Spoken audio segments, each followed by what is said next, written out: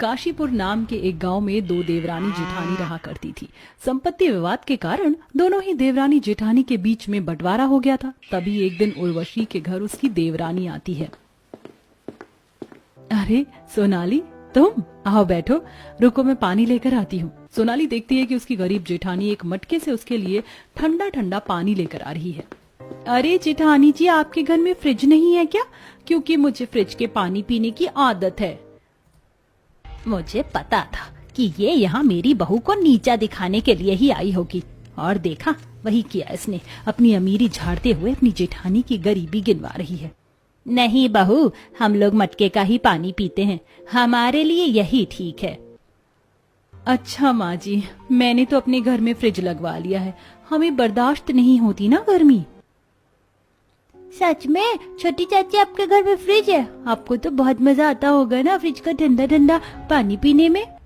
देख रही हो जेठानी जी, कैसे आपके बच्चे फ्रिज के लिए ललचा रहे। मेरी माने तो आप भी फ्रिज ले लीजिए। जानती हूँ आपकी औकात से बाहर है, पर बच्चों के लिए तो ले ही सकती है ना। हाँ जानती हूँ, बच्चे हैं जिद तो करेंगे ही, लेकिन तुम तो जानती हो कि उनके पिता का काम कभी चलता है और कभी नहीं। पैसे की तंगी चल रही है, हालात ठीक रहे तो हम भी फ्रिज ले लेंगे। अपने कड़वे शब्दों से परिवार के सभी सदस्य के दिल पर चोट पहुंचाकर सोनाली चली जाती है। देखते देखते गर्मी का तापमान बहुत ज्यादा बढ़ जाता है। सभी लोग गर्मी से परेशान होने लगते हैं। अब जहां उर्वशी के घर में पंखा भी नहीं था, वहीं दूसरी तरफ सोनाली अपने पंखे की स्पीड बढ़ाते हुए अपने पति से कहती है, विकास, गर्मी बहुत ज्यादा पड़ रही है और अब सिर्फ पंखे की हवा में नींद नहीं आती है। चलो ना एसी ले लेते हैं। नहीं, अभी मेरे पास इतने पैसे नहीं हैं, इसलिए अभी इस पंखे की हवा में ही एडजस्ट कर लो। नहीं, मुझसे नहीं होता एडजस्ट। मुझे नहीं पता, मुझे एसी ला कर दो, वो भी सबसे महंगा एसी, जिसमें सबसे ज्यादा ठंडी ठंडी हवा आती हो। मैंने कहा ना तुमसे, मेरे पास अभी पैसे नहीं हैं, और अब सो जाओ और मुझे भी सोने दो। दूसरी तरफ उर्वशी की जेठानी के बच्चे गर्मी में परेशान हो रहे होते हैं। मम्मी मम्मी, बहुत गर्मी लग रही है, मच्छर भी बहुत काट रहे हैं। हाँ मम्मी, बहुत गर्मी लग रही है, उमस उमस सा महसूस हो रही गर्मी। हाँ बच्चों, गर्मी तो बहुत ज्यादा हो रही है, पर मैं हाथ पंखा कर तो रही हूँ। देखो थोड़ी देर में तुम्हें नींद आ जाएगी, आंखें बंद करके सोने की कोशिश करो। बढ़ती गर्मी से दोनों ही देवरानी जेठानी परेशान थी अपने अपने घरों में। तभी कुछ दिन बाद उर्वशी की देवरानी पड़ोस की बबीता से ब्याज पर 10 लाख रुपए उठाती है। ये लो सोनाली, तुम्हारे 10 लाख रुपए, पर ध्यान रहे अगर तुमने ये 10 लाख रुपए समय पर नहीं भरा तो ब्याज लगना शुरू हो जाएगा, और अगर समय लगे तो तुम्हारे घर का एक एक सामान भी उठ सकता है। अरे टेंशन मत लो, मैं पाई पाई चुका दूंगी। अब सोनाली उन पैसों को लेकर एक बहुत बड़े एसी के शोरूम में जाती है। आइए मैम, मैं आपको एसी दिखाता हूँ। एसी वाला तरह तरह की एसी सोनाली को दिखाने लगता है। मैम ये देखिए, ये एसी आपको कैसा लगा? ये पसंद आया आपको? तो पैक करवा दो।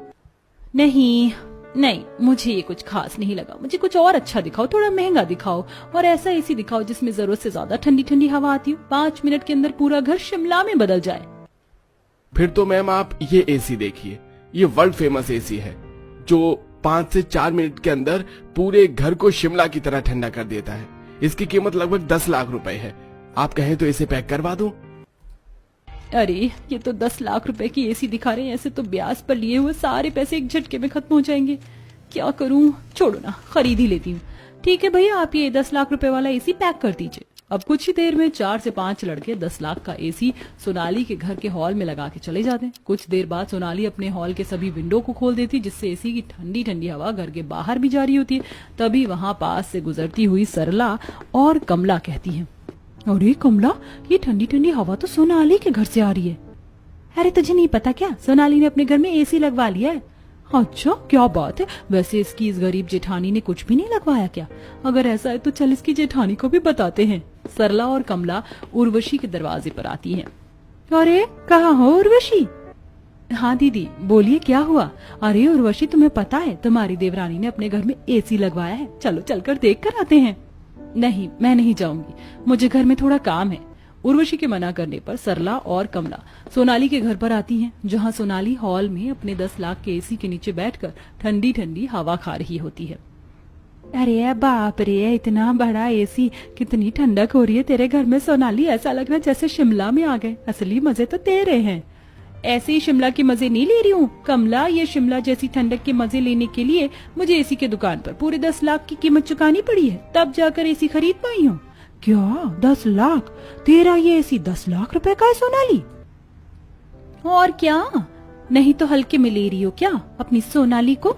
अब रात को जब सोनाली का पति विकास आता है तो वो भी अपने घर में एसी को देखकर हैरान हो जाता है। तुमने ये एसी कहाँ से खरीदा सोनाली? क्योंकि मैंने तो तुम्हें इस महीने 1 भी रुपया नहीं दिया। एसी की ठंडी ठंडी हवा खाओ, दाम के पीछे ना घूमो। हाँ नहीं तो आए बड़ा एसी कहाँ से लाई पूछने वाले। वहीं दूसरी तरफ गर्मी के बढ़ते तापमान के कारण देवकी की तबीयत थोड़ी सी खराब होने लगती है, जिसे देख उर्वशी अपने पति अशोक से कहती है, सुनिए जी, माँ जी की तबीयत बहुत ज्यादा खराब हो रही है। गर्मी का तापमान भी बढ़ता जा रहा है और इस भीषण गर्मी से माँ जी की सेहत को ठीक करने के लिए हमें एक कूलर खरीदना ही पड़ेगा। चलिए दुकानों पर जाकर कूलर का दाम पता करके आते हैं। उर्वशी अपने पति के साथ एक कूलर की दुकान पर आती है, जहाँ वह तरह तरह के कूलर को छू कर देख रही होती है।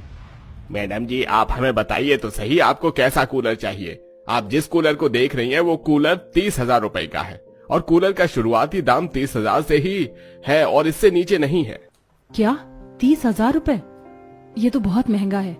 क्यों अशोक जी, हम खरीद पाएंगे ये 30,000 का कूलर? अगर आप ये 30,000 का कूलर नहीं खरीद सकती हैं तो आप अपनी बजट में कोई सेकंड हैंड कूलर देख लीजिए।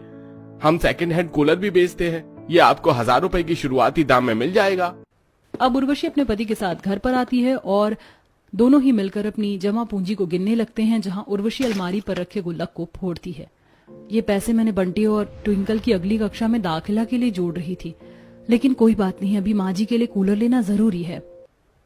मेरे पास भी ये कुछ पैसे हैं, 150 रुपए करके जोड़े हैं तो ये 1,000 रुपए हो रहे हैं। चलो दुकान से वो सेकंड हैंड कूलर अब खरीद लेते हैं। उर्वशी और अशोक कूलर की दुकान से वो सेकंड हैंड कूलर 1,000 रुपए में खरीद कर अपने घर लेकर आ रहे होते हैं, जिसे उर्वशी की देवरानी सोनाली देख लेती है।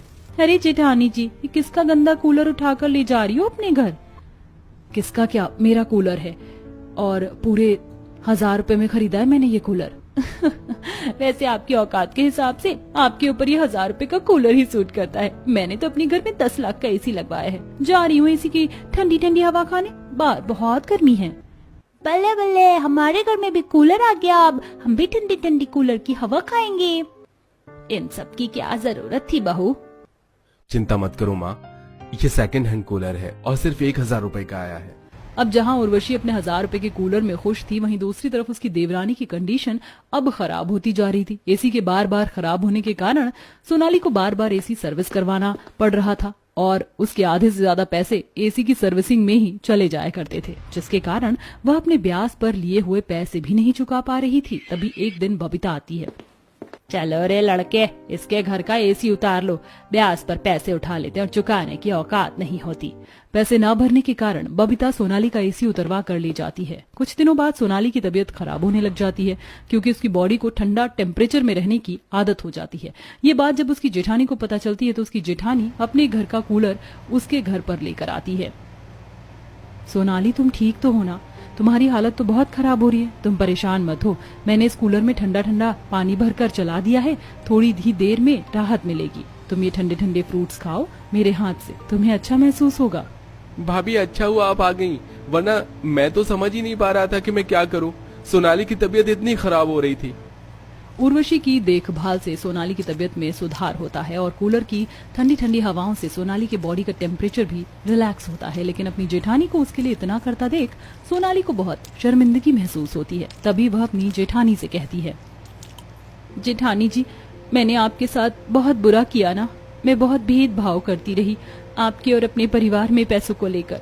मैंने आपको कभी अपना नहीं समझा और मेरे बुरे वक्त में आपने मेरा अपनी छोटी बहन की तरह ध्यान रखा, जिससे मेरी तबीयत भी ठीक हो गई। मुझे माफ कर दीजिए। अब हमारे बीच में रिश्तों का जो भी खटास है मेरी वजह से पैदा हुआ था, उसे खत्म कर दीजिए। कोई बात नहीं सोनाली, तुम मेरी छोटी बहन हो और छोटी बहन से भला कोई बड़ी बहन माफी मंगवाती है? तुम्हारी तो सारी गलतियां माफ हैं।